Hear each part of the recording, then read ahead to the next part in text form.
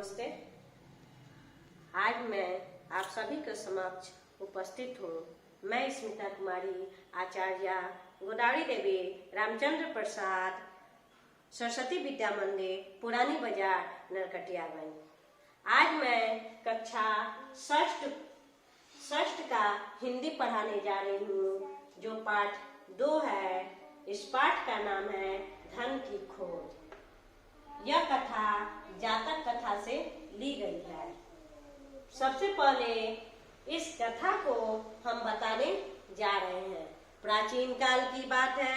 एक गुरुकुल था जो कि विशाल और प्रसिद्ध था।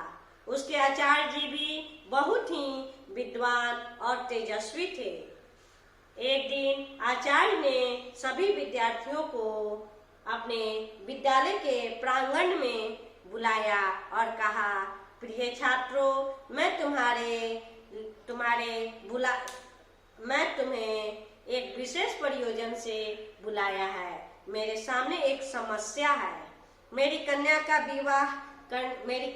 विवाह करने योग्य हो गई है, किंतु उसका विवाह करने के लिए मेरे पास पर्याप्त धन नहीं है। समझ में नहीं आता कि मैं क्या करूं। कुछ विद्यार्थी जिसके पिता धनवान थे, वो बोले, गुरुदेव, हम अपने माता पिता से धन मांग कर लाएंगे।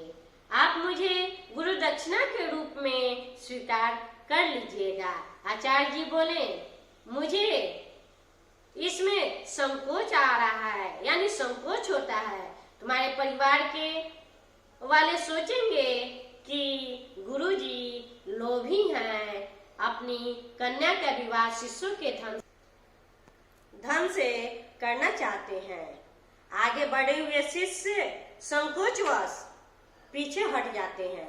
आचार्य सोच में पड़ गए, आखिर ये लोग पीछे क्यों हट गए। कुछ समय बाद आचार्य जी बोले कि एक उपाय है, तुम लोग धन ले आओ, किंतु मांग कर नहीं लाना। उसे इस तरह लाना कि कोई उसे देख न सके और पता भी नहीं चले। इस तरह काम भी हो जाएगा और मेरी लाज भी बच जाएगी। शिष्यों ने यह बात मान ली। जो विद्यार्थी निर्धन परिवार से थे, वे गुरु सेवा से वंचित रह गए, यानी गुरु की सेवा नहीं कर पाए।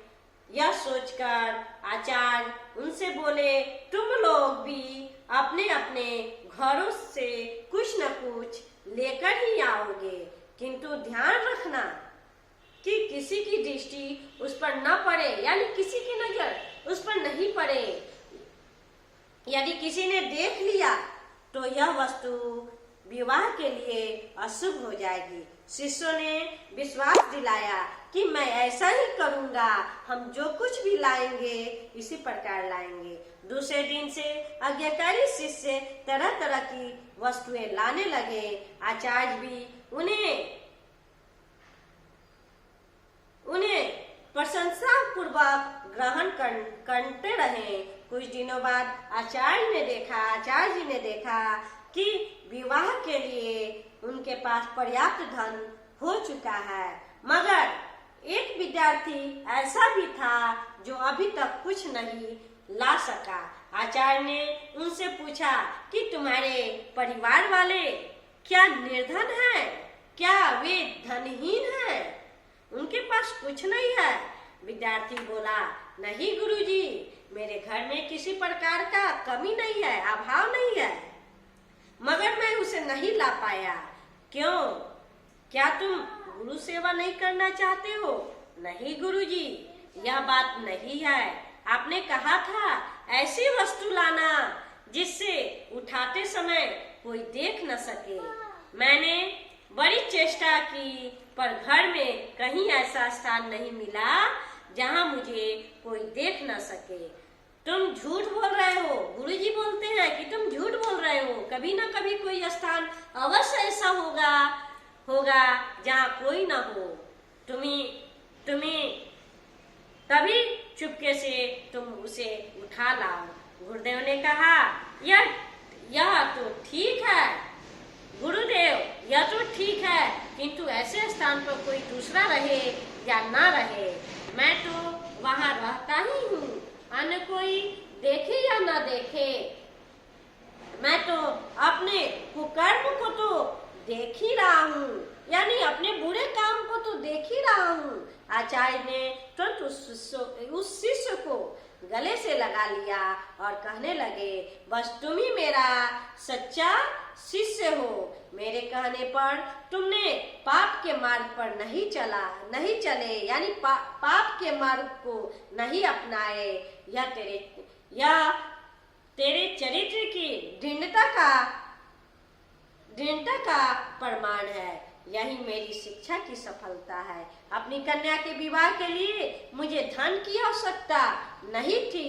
मैं तो ऐसे युवक की तलाश में था, ऐसे युवक की खोज में था जिसके पास शील, सदाचार और चरित्र का धन हो। आज मैं उसे पा लिया और अब मैं अपनी कन्या के विवाह तुमसे कराऊंगा।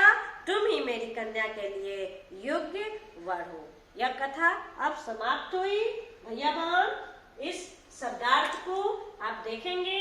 प्राचीन यानी पुराना, विशाल यानी बहुत लंबा चौड़ा, प्रांगण यानी बड़ा आंगन, प्रयोजन विशेष कारण, पर्याप्त यानी काफी, जितना चाहिए उतना, स्वीकार यानी मंजूर यानी मान लेना, संकोच, हिचक यानी लज्जा, ग्रहण, स्वीकार, सामग्री यानी समान, चेष्टा, कोशिश यानी प्रयास करना, अवश्य, जरूर, अन्य और कुकर्म यानी बुरा काम, मार्ग यानी रास्ता, दृढ़ता यानी मजबूती, प्रमाण यानी सबूत, धनहीन यानी धन के बिना यानी गरीब, निर्धन यानी गरीब, सदाचार अच्छा आचरण, प्रसिद्ध यानी मशहूर, यशस्वी यानी कृति जिसका बहुत यश फैला हो, कीर्तिमान प्रसिद्ध, वंचित यानी रहित जिसे कुछ दिया न गया हो या जिसे कुछ छीन लिया गया हो, अशुभ यानी अमंगलकारी जो अशुभ न हो। ये इस भैया बहन यह शब्दार्थ है।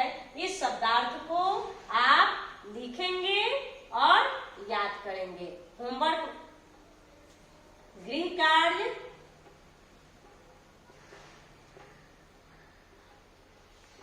पाठ 2 का शब्दार्थ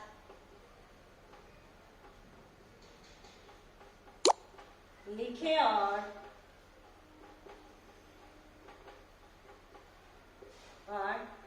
याद करें। भैया बहन, इसे याद करने के बाद अभिभावक को सुनाते हुए इसका वीडियो बनाकर मेरे ग्रुप में अवश्य भेजेंगे। नमस्कार।